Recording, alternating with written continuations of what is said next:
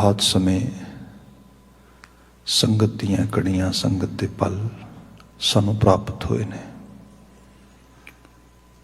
अजे हुणे अरदास की शमूलीयत दे नाल अज दा पवित्र पावन गुरबचन गुरवाक असी ਸਰੋਤ कर रहे सी। हुण समा बनिया है इन्हां ही गुरवाकां दी तकरीर दा विचार दा। सो आओ मर्यादित ढंग दे नाल इन्हां गुरु हुक्मां दी तकरीर प्रारंभ करिए। सब तो पहला खाकसार द्वारा बुलाई गई फतेह प्रवान करनी। वाहिगुरु जी का खालसा वाहिगुरु जी की फतेह। अज दा ये गुरु हुक्म राग टोडी दे विचों है। महला पंजवां। गुरु अर्जन पातशाह पंचम नानक इन्हां बचनां नूं उचरित कर रहे ने। दो पदियां दे ਬੰਤਰ ਦੇ ਅੰਦਰ ਇਹ ਸ਼ਬਦ ਆ ਰਿਹਾ ਹੈ। ਪਹਿਲਾ ਹੀ ਬੰਦ ਰਹਾਉ ਦਾ ਬੰਦ ਹੈ। ਗੁਰਦੇਵ ਜ਼ਿਕਰ ਇਹ ਕਰ ਰਹੇ ਨੇ ਕਿ ਹਰ ਬਿਸਰਤ ਸਦਾ ਖੁਆਰੀ ਤਾਂ ਕੋ ਧੋਖਾ ਕਹਾਂ ਵਿਆਪੈ ਜਾਂ ਕੋ ਓਟ ਤੁਹਾਰੀ ਰਹਾਉ। ਹਰ ਬਿਸਰਤ ਸਦਾ ਖੁਆਰੀ। ਗੁਰਬਾਣੀ ਤੇ ਗੁਰੂ ਨਾਨਕ ਸਾਹਿਬ ਜੀ ਦਾ ਸਮੁੱਚਾ ਸੰਦੇਸ਼ ਇਸੇ ਗੱਲ ਦੇ ਆਲੇ ਦੁਆਲੇ ਹੈ ਕਿ ਬੰਦੇ ਸੱਚ ਨੂੰ ਨਾ ਭੁੱਲੇ। ਧੰਨ ਗੁਰੂ ਨਾਨਕ ਸਾਹਿਬ ਜੀ ਦਾ ਪਾਵਨ ਪੁਰਬ ਬੀਤੇ ਕੱਲ ਸਮੁੱਚੀ ਦੁਨੀਆ ਦੇ ਵਿੱਚ ਮਨਾਇਆ ਗਿਆ। ਮਹਾਰਾਜ ਜੀ ਦਾ ਪਾਵਨ ਉਪਦੇਸ਼ਾਂ ਨੂੰ ਕਿਸੇ ਨਾ ਕਿਸੇ ਤਰੀਕੇ ਨਾਲ ਯਾਦ ਕੀਤਾ ਗਿਆ। ਜਿਹੜੀ ਸਭ ਤੋਂ ਵੱਧ ਮਹਾਰਾਜ ਨੇ ਜਿਸ ਚੀਜ਼ 'ਤੇ ਐਮਫਸਾਈਜ਼ ਕੀਤਾ ਉਹ ਸੀਗਾ ਸਚਿਆਰ ਹੋਣਾ, ਸੱਚ ਦੇ ਨਾਲ ਆਤਮਸਾਤ ਹੋਣਾ। The way Baba Nanak ji actually have taught us that is, ਉਹ human being enjoy the oneness। ਉਹ ਜਿਹੜੀ ਇੱਕ ਰੂਪਤਾ ਆ ਸੱਚ ਦੀ ਉਸ ਨੂੰ ਕਦੀ ਆਪਣੇ ਤੋਂ ਦੂਰ ਨਾ ਕਰੀ। ਮਹਾਰਾਜ ਜੀ ਦੇ ਪਾਵਨ ਉਪਦੇਸ਼ਾਂ 'ਚ ਅਸੀਂ ਪੜ੍ਹੀਏ, ਜਿਵੇਂ ਜਪਜੀ ਸਾਹਿਬ ਵੀ ਪੜ੍ਹਦੇ ਹੋ, ਸਾਹਿਬ ਬਿਆਨ ਕਰਦੇ ਕਿ ਆਸਣ ਲੋਏ ਲੋਏ ਭੰਡਾਰ जो कुछ पाया सो एका वार कर कर वेखै सिरजनहार। नानक सच्चे की साची कार। वो आप सच है, उसकी कार भी सच है। जो ये सब कुछ दिसता मौजूद है ये उसकी कार आ। इस कार दे विच वो आप ही मौजूद है। हुण हुंदा की है, इस सारी कार दे विच मनुख नूं भी कुछ करन दा सुभाग या समा या मौका उस हुक्मी ने हुक्म साजन वाले ने दिता। हुण होया कि जदों मनुख खुद ही बनाई हुई कार दे च अपनी कार करदा, आप इनवॉल्व हुंदा ते सब तो पहला उन्होंने भुला दिंदा जिन्हें सारी कारे लाया है। आही साडी मुश्किल है सब तो वड्डी। जदों बंदा करतार दी बनाई हुई कार, करतार दी बनाई हुई इस सिरजना दे विच विचरे ते आप किसी तरीके का भी कंट्रीब्यूट करे, किसी तरीके की भी क्रिएटिविटी ਵਿੱਚ ਪਾਰਟਿਸਿਪੇਟ ਕਰੇ ਤੇ ਫਿਰ ਸਿਰਜਣਹਾਰ ਨੂੰ ਨਾ ਭੁੱਲੇ। ਅਲਟੀਮੇਟ ਗੋਲ ਤੇ ਹੀ ਹੈ ਕਿ ਸਿਰਜਣਾ ਉਹਦੀ ਹੈ, ਸਿਰਜਣਹਾਰ ਉਹ ਹੈ। ਅਸੀਂ ਤੇ ਸਿਰਫ ਉਹਦੇ 'ਚ ਇੱਕ ਛੋਟੇ ਜਿਹੇ ਰੋਲ ਪਲੇਅਰ ਹਾਂ ਤੇ ਰੋਲ ਵੀ ਉਹਨੇ ਬਖਸ਼ਿਆ ਆ।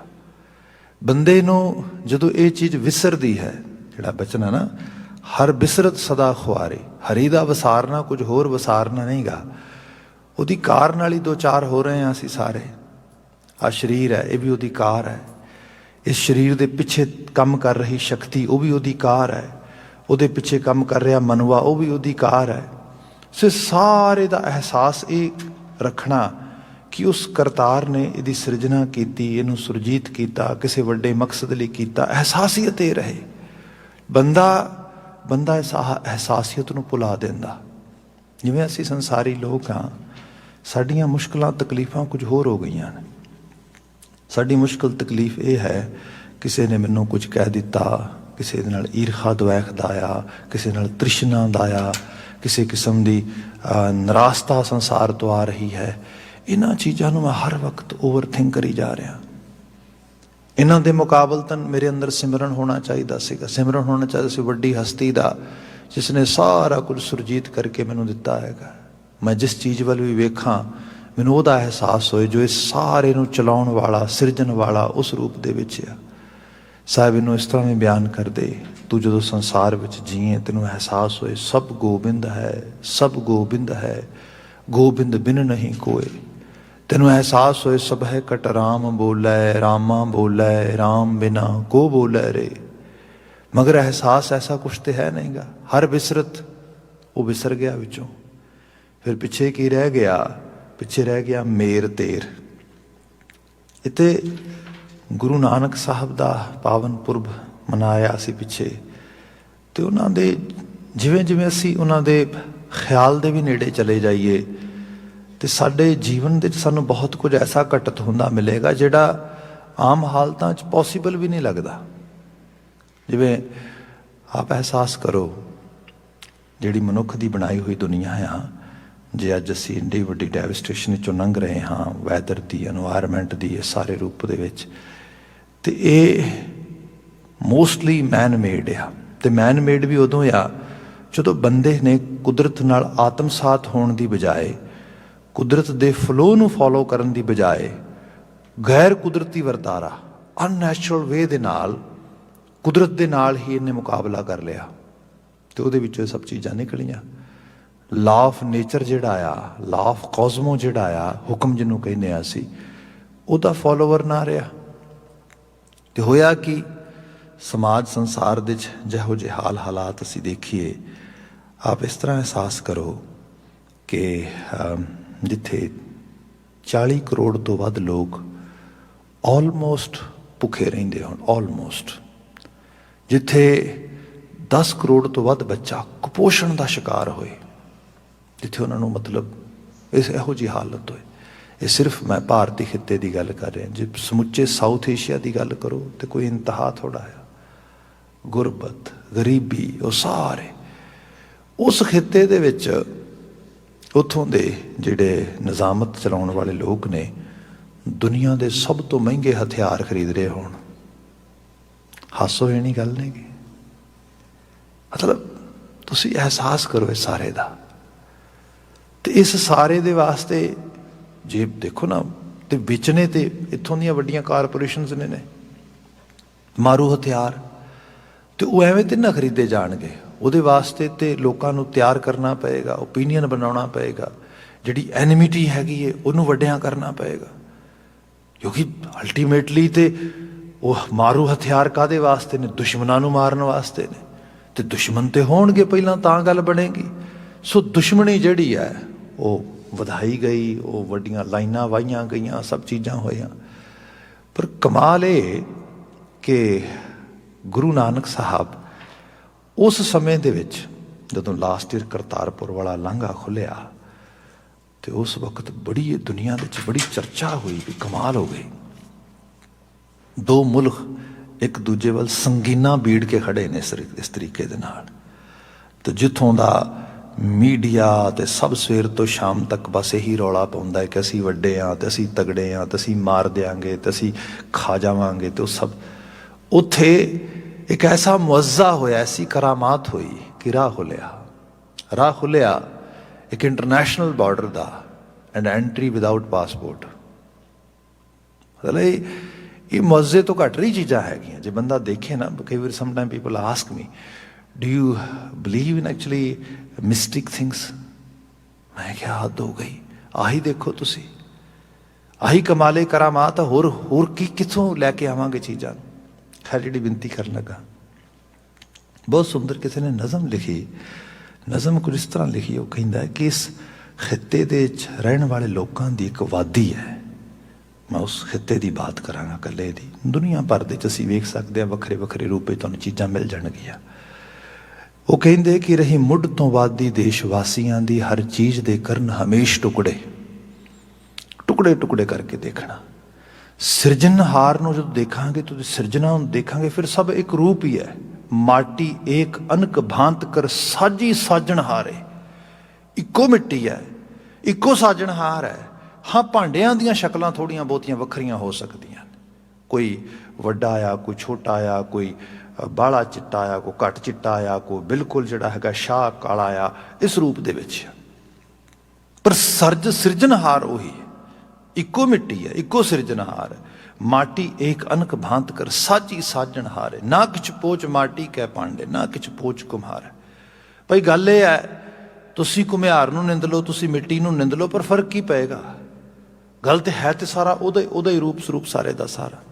पर यह है जदों एक रूपता आएगी, एक रूपता च देखांगे, फिर मनुखां दीयां समस्यावां साझीआं हो जाणगीआं, फिर मनुख दा दर्द साझा हो जाएगा, मनुख दी वेदन साझी हो जाएगी। फिर जिहो जी दुनिया अज असीं वेख रहे हैं, ईवन पिछोकड़ विच भी देखिए, जिन्हों साहब ने कहा सीगा या भाई गुरदास जी कहिंदे, सच किनारे रह गया खै मरदे बामण मुलाणे। धार्मिक आगू, समाजिक आगू, राजसी आगू लड़ लड़ के मर रहे हैं। सच बिल्कुल किनारे रह गया। सच की है? सच ये है बंदे दे अमल नूं ठीक किया जाए। सच ये है बंदे दे नफ्स नूं ठीक किया जाए। कि जिन्हों साहब ने क्या नांगे क्या बांधे चाम, जान सी चीनस आत्म राम। मतलब कोई कह रहा भी आ धर्म इस किस्म का वड्डा आ, कोई कह रहा इस किस्म का वड्डा आ। बाबा जी कहते जान असी चीनस आत्म राम। जे आत्म विच राम नहीं चीनिया तो फिर की किस किस्म का आडंबर बनाना, तो किस किस्म की जी धर्म आस्था पूजा करनी। ये गुरु नानक साहब से जिन्होंने कहा जगत के लोगो सच की आरती करो। तो सच की आरती यह है भी कैसी आरती होए पवखंडना तेरी आरती। असी कहो जी आरती करांगे? पवखंडन जिहड़ा असल करतार है उहदी आरती तो सारी कायनात कर रही है। पर यह है कि इन्हां सब चीज़ों के नाल मनुख का जिहड़ा नफरत फैलाउण वाला सारे का सारा प्रोग्राम आ वो खत्म हो जाता।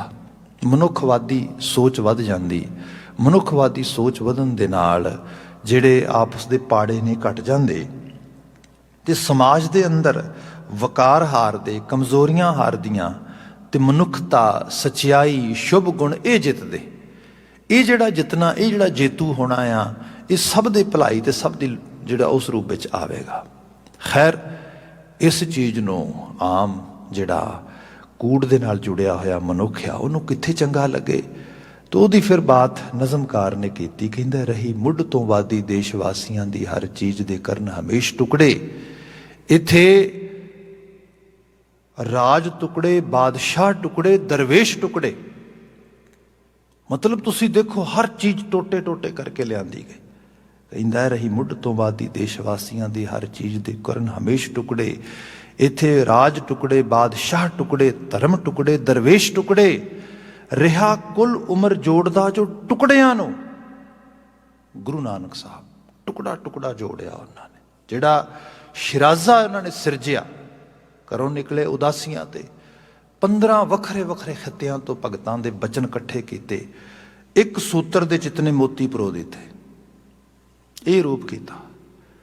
उन्होंने दे उपदेशों नूं पढ़ो, उन्होंने दे संदेशों नूं पढ़ो, उन्होंने दे पूरे अमल नूं देखो। बिल्कुल मानव पक्षी लैके आंदा। उत्थे ही नमाज पढ़न वाले बाबा फरीद नूं बिठा दिता। उत्थे ही धन धन ओ राम बेन बाजे, मधुर मधुर तुन अनहद गाजे, नामदेव जी नूं बिठा दिता। उत्थे ही भगत रामानंद जी नूं बिठाता, त्रिलोचन जी नूं बिठा दिता जो समाजिक वंड दे विच ब्राह्मणी उस रूप विच आउंदे। उत्थे ही सदना जी नूं बिठाता, उत्थे भगत रविदास जी नूं बिठा दिता।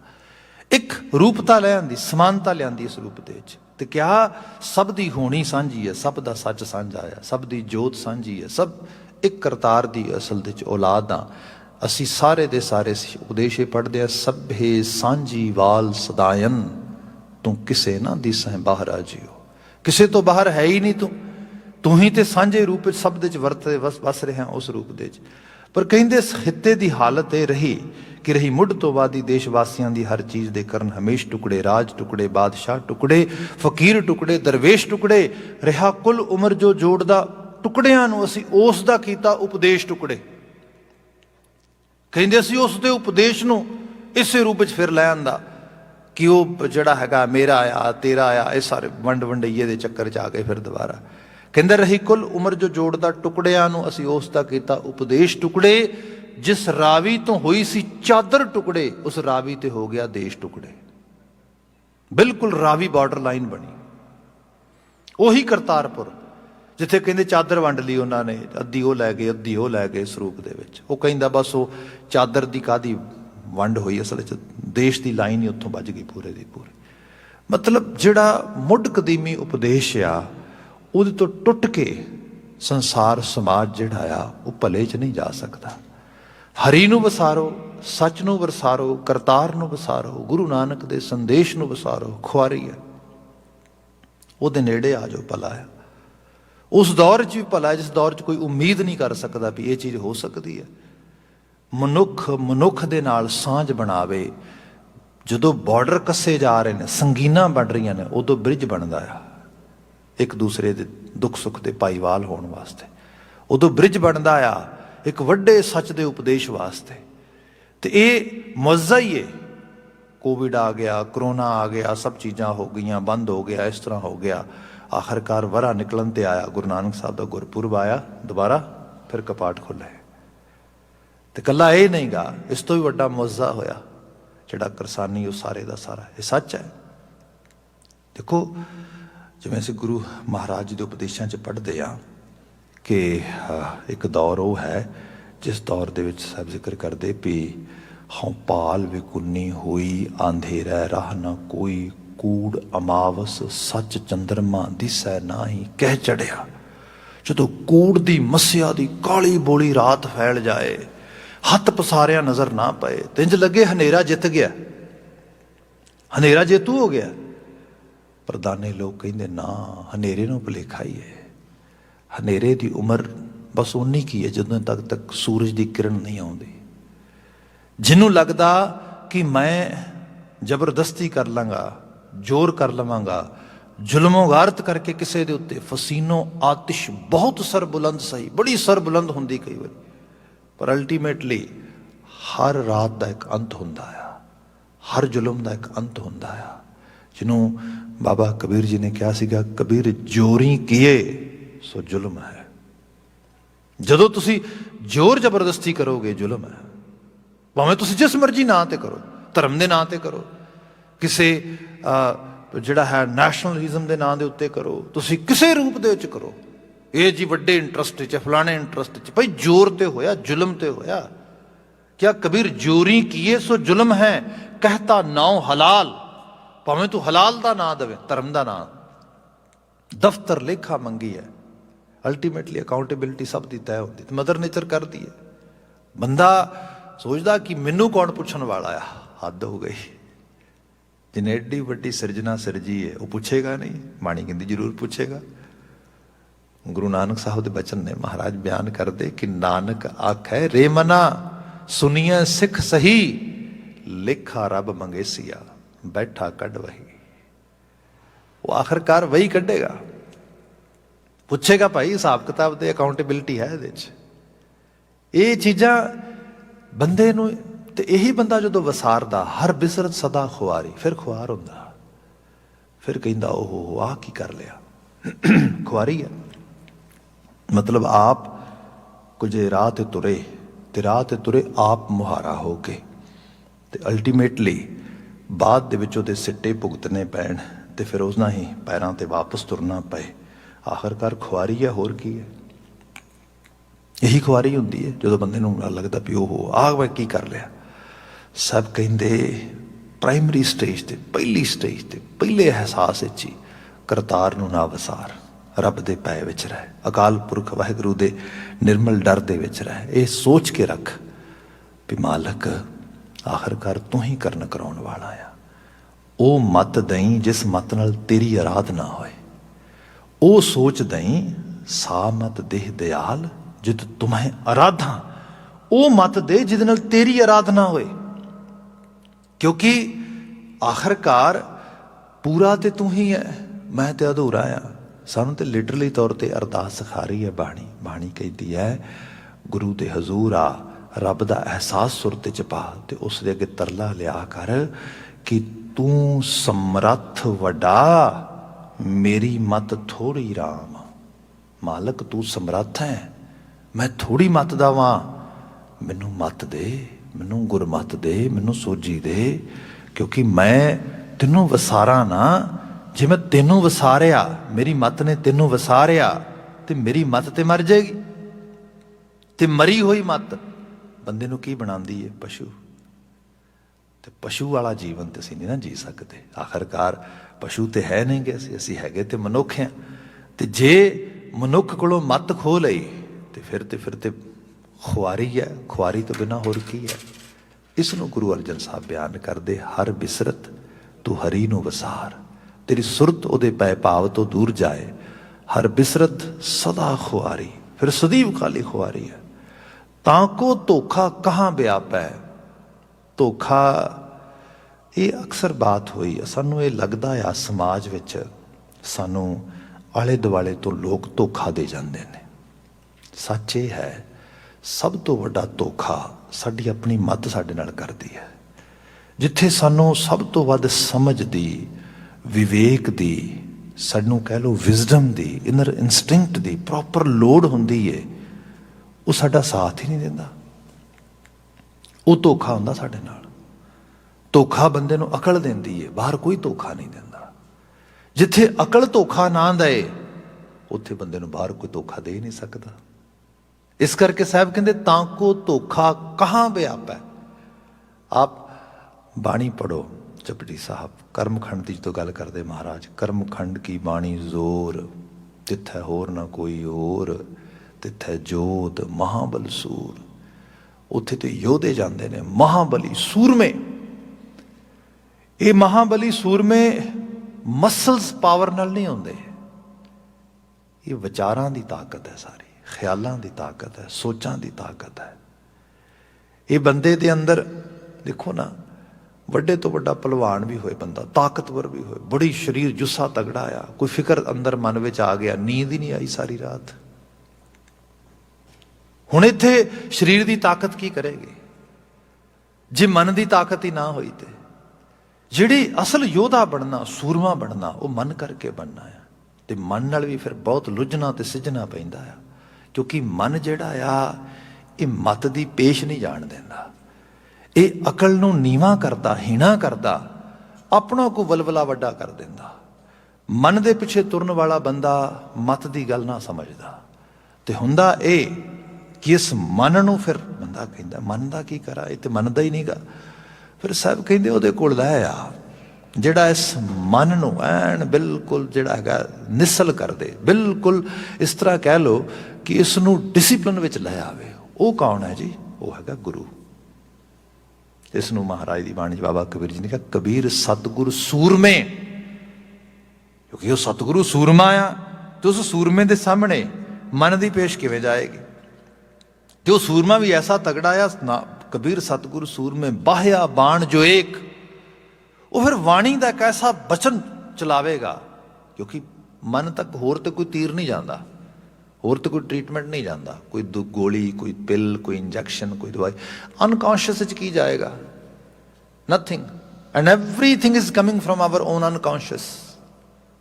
Conscious is nothing, just a tips of A iceberg which we experience, which we actually use to live in this world. But the base is unconscious. ਉਹ ਜਿਹੜਾ unconscious ਆ ਉਹਦੇ ਤੱਕ ਤੇ ਸ਼ਬਦ ਹੀ ਜਾਏਗਾ, ਬਚਨ ਹੀ ਜਾਏਗਾ, ਖਿਆਲ ਹੀ ਜਾਏਗਾ। ਤੇ ਉਹ ਬਚਨ ਖਿਆਲ ਵੀ ਲਗਾਤਾਰ ਜਾਏਗਾ ਜੇ ਉਸ ਨੂੰ ਬਹੁਤ ਬਲੀਵ ਕਰਕੇ ਤੁਸੀਂ ਉਹਦੇ ਨਾਲ ਆਪਣੇ ਆਪ ਨੇ ਆਪਣੀ ਐਸੋਸੀਏਸ਼ਨ ਬਿਲਡ ਕਰੋਗੇ। ਤੇ ਇੱਥੇ ਫਿਰ ਗੁਰੂ ਤੇ ਆਸਥਾ ਹੈ, ਤੇ ਗੁਰੂ ਦਾ ਖਿਆਲ ਬਚਨ ਉਹ ਮੇਰੇ ਜੀਵਨ ਦਾ ਸਹਾਰਾ ਆ। ਤੇ ਜਦੋਂ ਅੰਦਰ ਜਾਏਗਾ ਫਿਰ ਮਨ ਦੀ ਦੁਨੀਆ ਬਦਲੇਗੀ, ਕਿਉਂਕਿ ਮਨ ਜਿਹੜਾ ਆ ਮਾੜੇ ਪਾਸਿਓਂ ਮਰੇਗਾ। ਇਹਨੂੰ ਸਾਹਿਬ ਨੇ ਕਿਹਾ ਸ਼ਬਦ ਮਰੋ, ਇਹ ਮਨ ਨੂੰ ਸੰਦੇਸ਼ ਆ। ਉਹ ਮਨਾ ਦੇਖ ਤੇਰੀ ਪੇਸ਼ ਤੇ ਕੋਈ ਨਹੀਂ ਜਾਣੀ, ਜੇ ਗੁਰੂ ਕੋਲ ਆ ਜਾਏਗਾ ਤੇ ਗੁਰੂ ਤੇ ਮੇਰੀ ਮੌਤ ਕਰ ਦੇਗਾ। ਮਨ ਕਹਿੰਦਾ ਨੋ ਨੋ ਨੋ ਨੋ, ਗੁਰੂ ਤੇ ਕਹਿੰਦਾ ਆ ਚੀਜ਼ਾਂ ਛੱਡ ਦੇ, ਆ ਬਦਲ ਦੇ। ਮੈਂ ਤੇ ਨਹੀਂ ਬਦਲਣਾ ਚਾਹੁੰਦਾ। ਤੇ ਮਹਾਰਾਜ ਕਹਿੰਦੇ ਜੇ ਬਦਲ ਜਾਏਗਾ, ਗੁਰੂ ਦੇ ਆਖੇ ਲੱਗ ਕੇ ਮਰ ਜਾਏਗਾ ਇਹਨਾਂ ਗੱਲਾਂ ਤੇ, ਸ਼ਬਦ ਮਰੋ ਫਿਰ ਜੀਵੋ ਸਦ ਹੀ, ਫਿਰ ਇੱਕ ਸਦੀਵੀ ਜੀਵਨ ਮਿਲੇਗਾ। ਮਨ ਤੋਂ ਜੋਤ ਸਰੂਪ ਹੋ ਜਾਏਗਾ।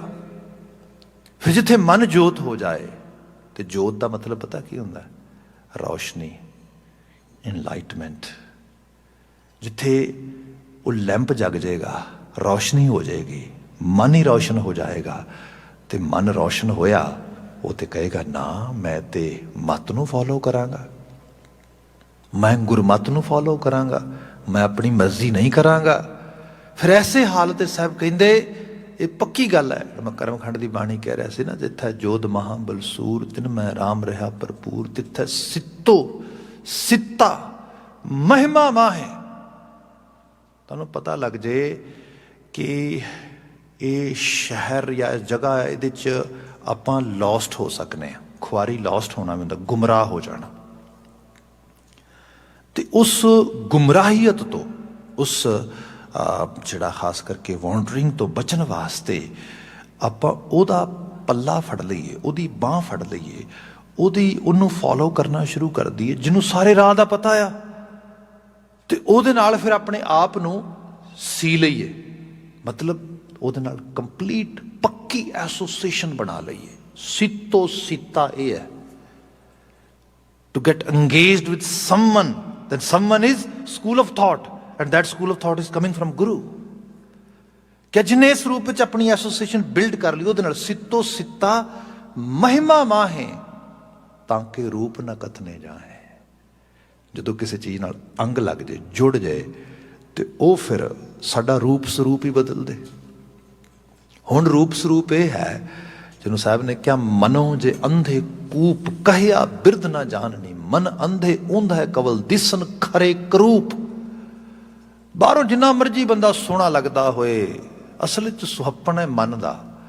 ਜੇ ਮਨ ਦੇ ਵਿੱਚ ਵਕਾਰ ਨੇ, ਮਨ ਦੇ ਵਿੱਚ ਫਰਸਟ੍ਰੇਸ਼ਨ ਆ, ਮਨ ਦੇ ਵਿੱਚ ਐਂਗਰ ਆ, ਮਨ ਦੇ ਵਿੱਚ ਈਗੋ ਆ, ਮਨ ਦੇ ਵਿੱਚ ਅਨੇਕਾਂ ਤਰ੍ਹਾਂ ਦਾ lust, greed and every type of bad deed is carrying, if we in our psyche, then who we are? Do we think we are actually gloriful? No, we are not glorious. We are not actually, you can say, wonderful. No, ਇਹਦਾ ਮਤਲਬ ਉਹ ਜਿਹੜੀ ਦਿਸਨ ਖਰੇ ਕਰੂਪ। ਪਰ ਇੱਥੇ ਕਿਹਾ ਜਦੋਂ engagement ਉਹ ਸੱਚ ਦੇ ਥਾਟ ਨਾਲ ਹੋ ਗਈ, ਹੁਣ ਕੀ ਹਾਲਤ ਬਣੀ ਹੈ। ਸਾਹਿਬ ਕਹਿੰਦੇ ਸਿੱਤੋ ਸਿੱਤਾ ਮਹਿਮਾ ਮਾਹੇ ਤਾਂ ਕਿ ਰੂਪ ਨ ਕਥਨੇ ਜਾਏ, ਨਾ ਉਹ ਮਰੇ ਨਾ ਠਾਗੇ ਜਾਏ। ਕਿਆ ਤਾਂ ਕੋ ਧੋਖਾ ਕਹਾਂ ਵਿਆਪ ਹੈ। ਫਿਰ ਉਹਨਾਂ ਨੂੰ ਵਕਾਰ ਕਿਵੇਂ ਮਾਰੇਗਾ ਆ ਕੇ, ਕਿਵੇਂ ਮਤ ਧੋਖਾ ਦੇਗਾ ਉਹਨਾਂ ਨੂੰ, ਕਿਵੇਂ ਠੱਗੀ ਲੱਗ ਜਾਏਗੀ। ਠੱਗੀ ਲੱਗੇਗੀ ਨਹੀਂ। ਸਭ ਤੋਂ ਵੱਡੀ ਠੱਗੀ ਇਹ ਹੁੰਦੀ ਹੈ, ਮੇਰੀ ਸੋਚ ਦਾ ਸਪੇਸ ਜਿਹੜਾ ਆ, ਕਿੰਨੀ ਕੀਮਤੀ ਚੀਜ਼ ਹੈ, ਉਹਦੇ ਵਿੱਚ ਕੂੜ ਆ ਕੇ ਬੈਠ ਜਾਏ। ਜਿਹੜੀ ਚੀਜ਼ ਉੱਥੋਂ ਬਿਲੋਂਗ ਹੀ ਨਹੀਂ ਕਰਦੀ, ਉਹ ਮੇਰੀ ਸੋਚ ਚ ਆਈ ਜਾਏ, ਸੋਚੀ ਜਾਵਾਂ ਮੈਂ ਉਹਦੇ ਬਾਰੇ। ਇਹ ਤੇ ਬੜਾ ਵੱਡਾ ਧੋਖਾ ਆ, ਇਹ ਤੇ ਬੜਾ ਵੱਡੀ ਠੱਗੀ ਹੈ ਮੈਨੂੰ। ਇੱਥੇ ਕਿਹਾ ਜਿਹਨੂੰ ਹਰੀ ਯਾਦ ਆ ਗਿਆ, ਉਹਦੀ ਸੁਰਤ ਚ ਹਰੀ ਬੈਠ ਗਿਆ, ਕਿ ਉੱਥੇ ਵਕਾਰ ਨਹੀਂ ਬਹਿਣਗੇ, ਚਿੰਤਾ ਨਹੀਂ ਬਹੇਗੀ, ਫਿਕਰ ਨਹੀਂ ਬਹੇਗਾ। ਤਾਂ ਕੋ ਧੋਖਾ ਕਹਾਂ ਵਿਆਪ ਹੈ, ਜਾਂ ਕੋ ਓਟ ਤੁਹਾਰੀ। ਫਿਰ ਉਹਨੂੰ ਓਟ ਉਹਦੀ ਆ ਗਈ। ਤੇ ਜਿਹਨੂੰ ਓਟ ਕਰਤਾਰ ਦੀ ਹੈ, ਉਹਨੂੰ ਧਰਤੀ ਤੇ ਕਿਹੜੀ ਚੀਜ਼ ਮਾਰੇਗੀ।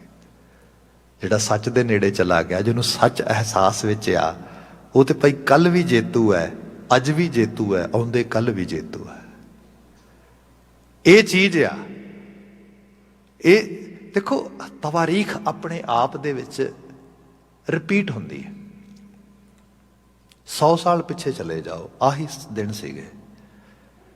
ਦੁਨੀਆ ਦੀ ਸਭ ਤੋਂ ਵੱਡੀ ਤਾਕਤਵਰ ਅੰਪਾਇਰ, ਬ੍ਰਿਟਿਸ਼ ਅੰਪਾਇਰ, ਉਹਨਾਂ ਕੋਲੋਂ ਸਿੱਖਾਂ ਨੇ ਹੱਕ ਮੰਗਿਆ।